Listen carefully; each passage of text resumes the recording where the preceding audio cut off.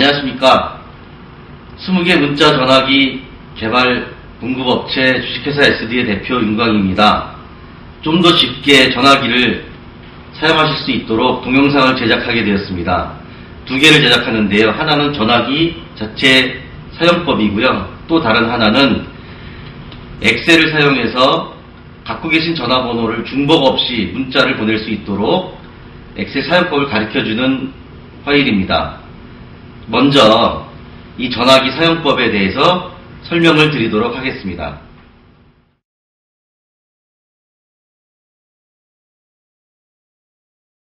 한글 쪽 위에 놓으시고 여는 거는 이렇게 앞으로 당겨서 열어주시면 됩니다.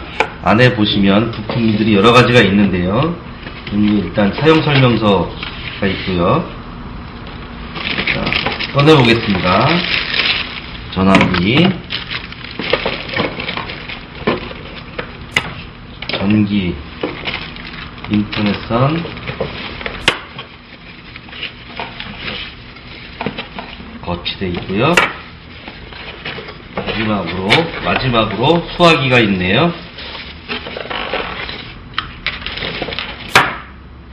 박스는 한쪽에 치워놓고, 조립에서 중요한 거는 제일 먼저 수화기 쪽 뒤에 이 수화기 거치대 쪽 뒤쪽으로 이걸 꽂아 주셔야 되고요. 반대편에도 꽂을 수 있는데 이거는 이어폰을 꽂는 자리예요. 반드시 이 수화기 쪽 뒤에다 꽂아 주셔야 됩니다. 수화기를 먼저 꽂으셔야 되는 게, 이걸 나중에 먼저 꽂으면 수화기 이걸 못 넣어요. 자, 여기 발판이 있죠? 발판이 또 바깥으로 해서 여기 홈이 있습니다. 여기 요거를 이쪽 홈에 맞춰서 넣어주시고, 밀면, 안쪽으로 밀어주면 딸깍 하면서 맞춰집니다.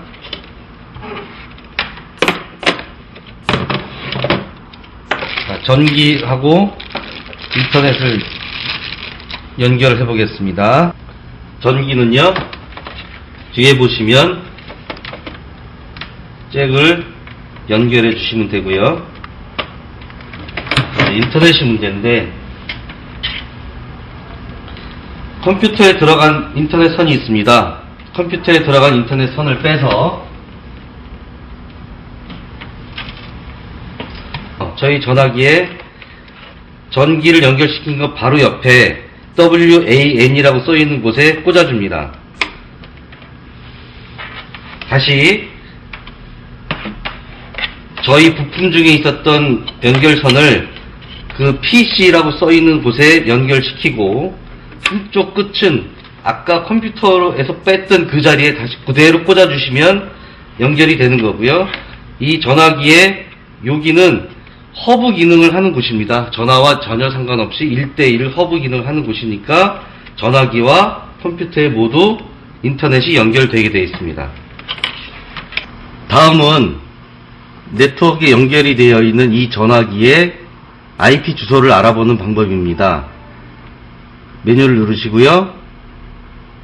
내려가 보면 4번 상태 보기가 있습니다. 여기서 OK를 누르셔도 되고요. 1번 네트워크 상태 이렇게 직접 누르셔도 되고요. 2번 IP 주소 눌러보면 192.168.0.9가 보입니다. 그 주소로 현재 이 전화기가 네트워크에 연결이 됐다는 얘기고요. 그 주소를 이용해서 컴퓨터에서 관리창을 열어서 전화기를 제어할 수 있습니다. 그러고 나면 전화기가 이렇게 전화번호가 보이게 됩니다. 이 위에 써있는 번호와 동일한 번호인데요. 이것이 지금 이 전화기가 전기도 연결이 되어 있고 인터넷 네트워크에도 연결이 되었다는 증거입니다.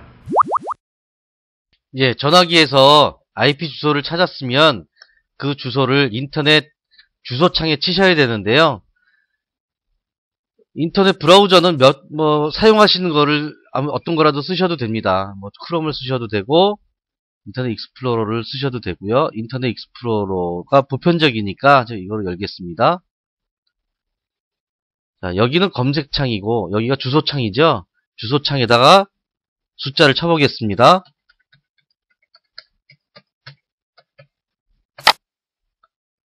예. 이것이 전화기로 들어가는 관문의 역할을 하는 거죠. 저는 아까 한번 해봤기 때문에 유저를 쳐놨어요. 그 다음에 암호를 저장해 놓으시면 다음에 들어올 때는 새로 치지 않고 지금처럼 그냥 확인만 누르시면 되겠죠. 처음 들어갈 땐 치세요. 유저, 아이디 유저, 패스워드 유저, 그 다음에 확인 누르시면 됩니다. 자, 이 창으로 들어왔습니다. 이 창은 뭐냐면 지금 전화기를 바라보는 창이에요. 전화기를 관리하는 창이죠. IP 공유기 같은 경우도 이 IP 주소를 치고 들어가면 보통은 이제 0.1로 치고 들어가면 IP 공유기를 바라볼 수 있는데요. 그거랑 비슷하다고 생각하시면 됩니다. 그냥 관리 창입니다. 저 전화기가 인터넷에서는 하나의 그 장비로 인터넷 네트워크에 접속을 하는 하나의 장비로 인식하기 때문에 이 주소를 갖고 들어올 수 있는 거고요. 저 전화기는 일반적으로 그냥 인터넷 전화기의 기능을 가지고 있어요. 대체로 인터넷 전화기 관리창이 이렇게 생겨 먹었습니다. 구성에서 뭐 네트워크 설정 뭐 이런 것도 똑같이 나오고요. 뭐 개인 설정에서는 뭐 이렇게 여러 가지를 또 설정할 수 있게끔 막 만들어 놨어요. 폰값은 어떻고.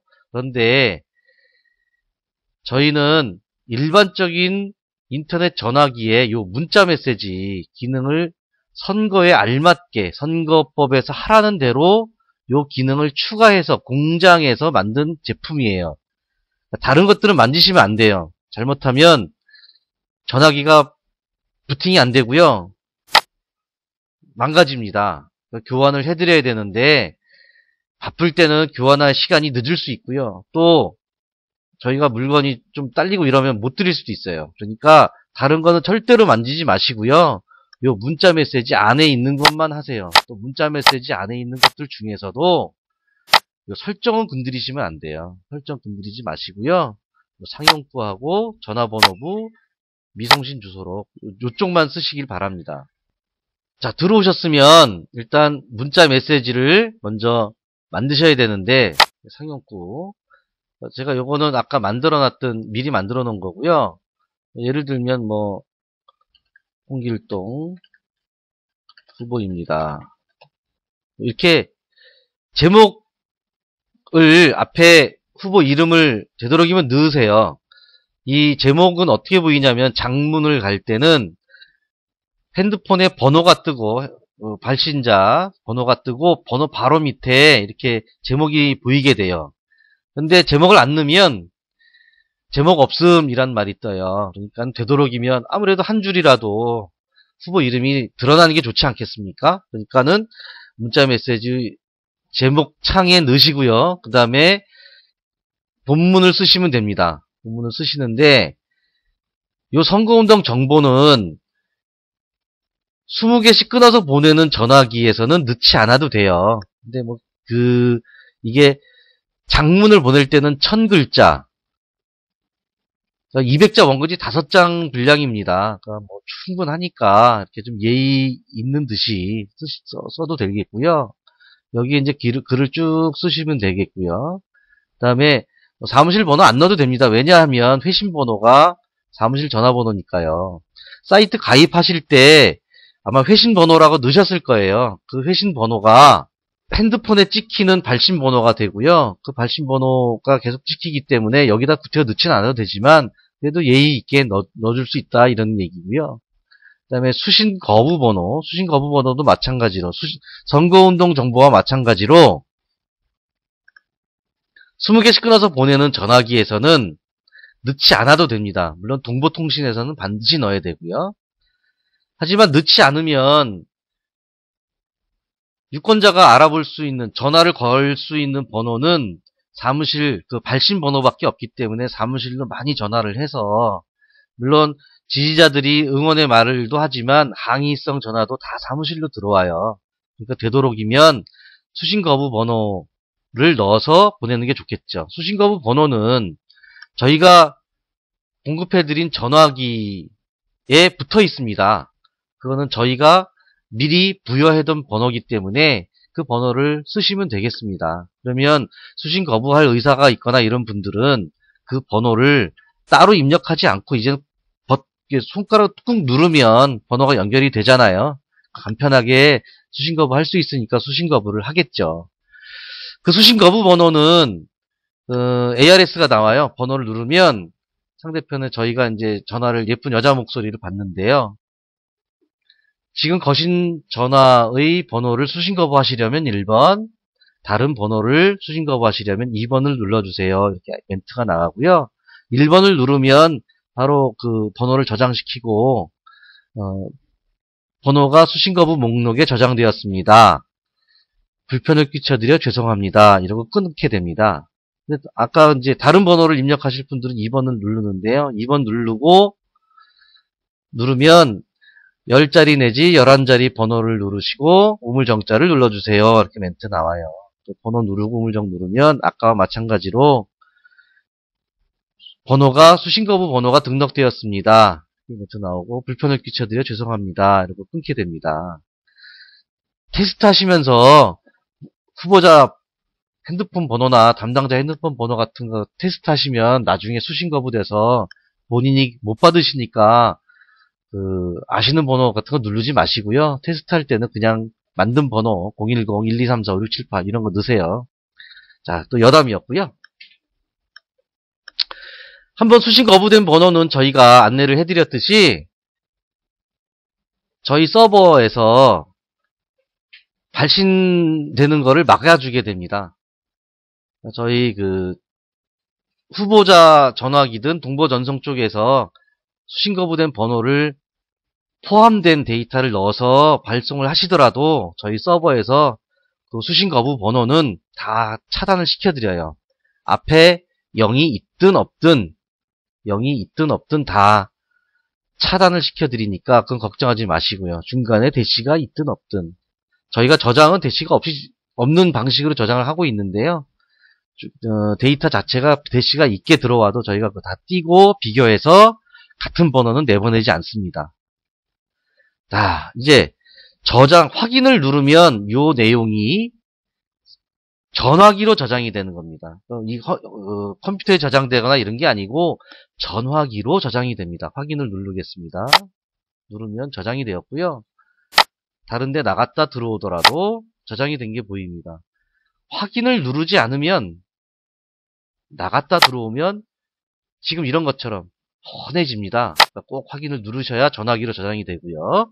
이제 글을 저장했으니까 전화번호부를 한번 저장해 보겠습니다. 아까 제가 이전에 썼던 게 있고요. 데이터가 있으면 모두 삭제를 눌러주시면 됩니다. 삭제가 전화기에 있는 모든 번호가 삭제됐습니다. 이제 그러면 제가 다른 동영상 엑셀 CSV 데이터 만들기에서 안내드렸던 미리 만들어놨던 그 CSV 파일을 한번 찾아보겠습니다. 찾아보는데요. 예를 들어서 CSV가 아닌 다른 파일을 한번 열어볼까요? 아이고 안되네요. 업로드 가능한 파일은 확장자가 CSV인 파일입니다. 안내가 나오죠? 다른 엑셀 파일은 이런 건 안된다는 얘기예요. 혹시 실수하셔도 막아드립니다. 자, 다시 제가 만들어놨던 거 핸드폰 정리 요 파일을 열어볼게요. 열기 확인 누르면 저 파일에 있는 데이터가 전화기로 저장됩니다. 눌러보겠습니다. 저장됐죠. 아까 이렇게 쭉 초록색 버튼이 나왔는데요. 지금 몇 개 안 되니까 제가 1000개 좀 넘게 넣었습니다. 그래서 금방 되는데 좀 5만 개, 6만 개 이렇게 넣으시고 이러려면 시간이 좀 걸립니다. 전화기가 메모리가 적어서 그런 거니까 이해해 주시고요. 한 번에 한 10만 개까지도 저장이 됩니다. 그런데 조금 속도나 이런 게서 느릴 수 있으니까 되도록이면 한 5만 개짜리로 잘라서 업로드 시켜주시고요. 업로드 금방금방 되니까 10만 개 하실 분들은 5만 개 2번 올려서 중간에 잠깐 휴식하시고요. 손가락 운동하시고 그렇게 하시면 좋지 않겠어요? 자, 그럼 전화번호 눌러보니까 데이터가 보이네요. 내가 넣은 게 맞아요. 근데 이게 한 화면에 20개씩 보이고요. 폰북 페이지가 쭉 내려가 보니까 50개까지밖에 없어요. 그러면 다 해서 1000개죠. 저희가 1000개를 넘게 넣었다 그랬잖아요. 이게 전화기 메모리의 문제여서 많이는 안 보여줘요. 어쨌든 들어가긴 한 거잖아요. 다 들어갔나?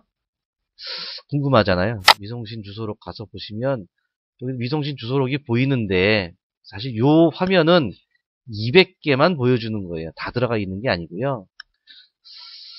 그럼 어떻게 확인할까요?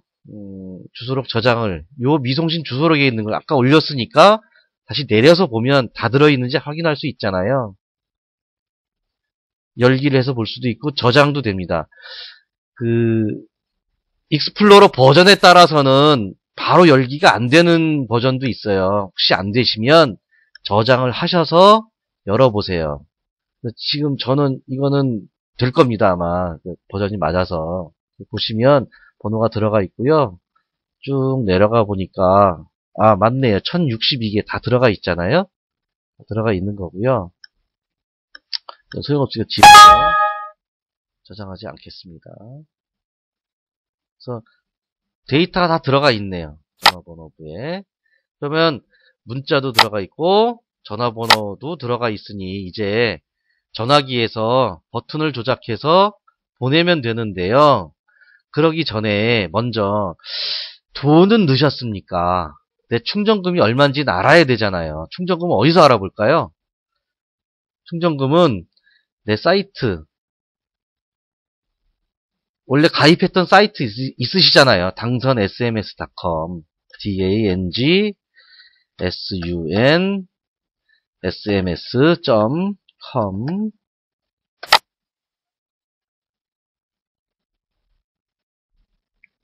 저는 제 아이디를 치고 들어갈게요. 한글.